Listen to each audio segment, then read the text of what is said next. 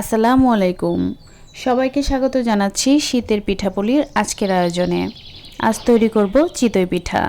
শুধু শীত নয়, সারা বছরই কিন্তু এই পিঠাটা খাওয়া যায়।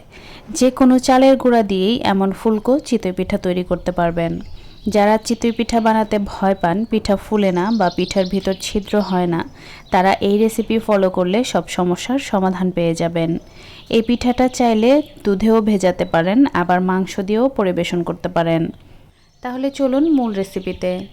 চিতই পিঠা তৈরি করার জন্য এখানে আমি শুকনো চালের গুঁড়া নিয়েছি 2 কাপ। আপনারা চাইলে ভেজা চালের গুঁড়াটাও ব্যবহার করতে পারবেন। এরপর দিয়ে দিচ্ছি হাফ চা চামচ পরিমাণ লবণ, অথবা আপনাদের টেস্ট অনুযায়ী দিবেন। 1/4 চা চামচ দিয়ে দিচ্ছি বেকিং পাউডার। এখন শুকনো উপকরণ খুব ভালো মতো মিশিয়ে নিয়েছি। এরপর দিয়ে দিচ্ছি হাফ কাপ পরিমাণ পানি। এখানে আমি নর্মাল পানিটাই ব্যবহার করেছি। একটু একটু পানি দিয়ে চালের গুঁড়ার সাথে ভালোভাবে মিশিয়ে নিব। এখানে আমার 2 কাপ শুকনো চালের গুঁড়ার জন্য হাফ কাপ পরিমাণ পানি লেগেছে। আপনারা যদি ভেজা চালের গুঁড়াটা ব্যবহার করেন তাহলে পানির পরিমাণ হয়তোবা 1-2 চামচ একটু কম লাগতে পারে। ঘনত্বটা একটু দেখে বুঝে নিতে হবে। এইভাবে আমি প্রায় 2 থেকে 2.5 মিনিটের জন্য ভালোভাবে মাখিয়ে নিব। এতে করে কিন্তু চালের গুঁড়াটা সফট হয়ে যাবে। এরপর এর মধ্যে 1 চামচ পরিমাণ দিয়ে দিচ্ছি সয়াবিন তেল। এখানে কিন্তু অন্য কোনো তেল ব্যবহার করবেন না। চালের গুঁড়াটাকে যত ভালো মতো আপনি মাখাতে পারবেন, পিঠাটা কিন্তু ততটাই সফট হবে, সেই সাথে ফুলকোও হবে, আবার ভেতরে অসংখ্য ছিদ্রও হবে। আমি তেল দিয়ে আরও 1 মিনিটের মতো মেখে নিয়েছি। এরপর হাতটা ক্লিন করে এর মধ্যে গরম পানি অ্যাড করছি। আমি হাফ কাপের থেকেও কম পানি নিয়েছি। সম্পূর্ণ পানিটা আমি একেবারে দিব না, একটু একটু পানি দিয়ে এই কাইটার সাথে খুব ভালো মতো মিশিয়ে দিতে হবে। আর ঘন একটা ব্যাটার তৈরি করতে হবে। চিতই পিঠার ব্যাটারটা কিন্তু একটু ঘনই হয়।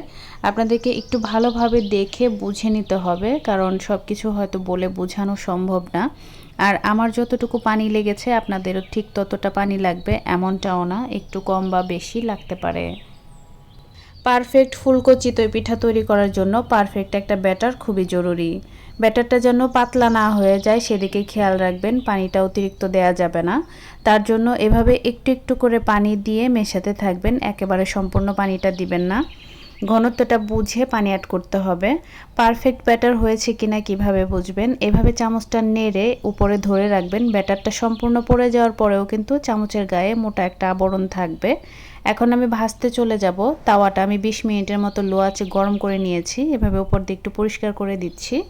এরপর ব্যাটারটাকে খুব ভালো মতো নেড়ে তারপর তাওয়ায় দিতে হবে। আর ব্যাটারটা এভাবে নাড়ার কারণে কিন্তু ভেতরে একটা এয়ার বাবল ক্রিয়েট হবে, যার কারণে পিঠার মধ্যে অনেক ছিদ্র উঠবে। আমি প্রায় 30 সেকেন্ডের মতো অপেক্ষা করছি যাতে করে উপরে বাবল ক্রিয়েট হয়। দেখেন পিঠা থেকে কিন্তু বাবল বের হচ্ছে আর ভেতরে ছিদ্র ক্রিয়েট হচ্ছে। এখন আমি এটাকে ঢেকে রান্না করে নিব ঘড়ি ধরে 1 থেকে 1.5 মিনিটের মতো। চুলার আঁচটা থাকবে মিডিয়ামে।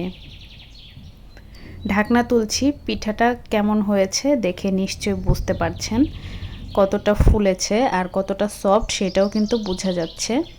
এভাবে আমি পিঠাটা তুলে নিয়েছি। আর ঢাকনা তুলে একটু অপেক্ষা করতে হবে, তাহলে পিঠাটা খুব সহজেই তোলা যাবে। অপর পাশটা দেখেন, পিঠার দুটো পাশই কিন্তু সাদা হয়েছে।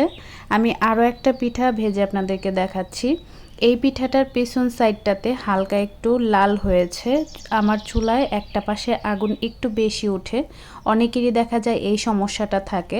যাদের চুলায় এরকম সমস্যা আছে, আগুন এক পাশে একটু বেশি, তারা একটা পাশ রেখে তাওয়াটাকে আবার একটু ঘুরিয়ে অপোজিট করে দিবেন। এতে করে কিন্তু পিঠাটা চারপাশে সমানভাবেই হবে।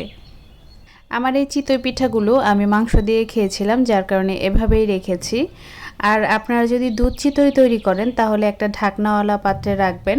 পিঠাগুলো চুলা থেকে নামিয়ে সাথে সাথে ওই পাত্রে রেখে ঢেকে রাখবেন, যাতে করে পিঠাগুলো গরম থাকে। আর দুধ চিতই তৈরি করার জন্য যখন আপনি দুধে পিঠাগুলো দিবেন, পিঠাগুলো একটু হালকা গরম থাকাটাও খুব জরুরি। এতে করে পিঠা খুব দ্রুত ভিজে যায় আর সফট হয়। একটা পিঠা আপনাদেরকে একটু ভেঙে দেখাচ্ছি। এটা দেখেন কতটা ফ্লেক্সিবল আর কতটা সফট হয়েছে। এখন আমি ভেঙে দেখাচ্ছি। এটার ভেতরে দেখেন কতটা ছিদ্র হয়েছে। দুধ চিতইয়ের জন্য কিন্তু একদম পারফেক্ট। আশা করছি রেসিপিটি সবার কাছে সহজ ও ভালো লেগেছে। অবশ্যই তৈরি করবেন। আর রেসিপি সম্পর্কিত কোনো মতামত বা কোনো প্রশ্ন থাকলে কমেন্টে জানাবেন। সেই সাথে জানাতে পারেন আমাদের ফেসবুক গ্রুপ বা পেজে। ডেসক্রিপশন বক্সে লিঙ্কটা দেওয়া থাকবে। সবাই ভালো থাকবেন, আমাদের জন্য দোয়া করবেন। আজ এখানেই বিদায় নিচ্ছি। আল্লাহ হাফেজ।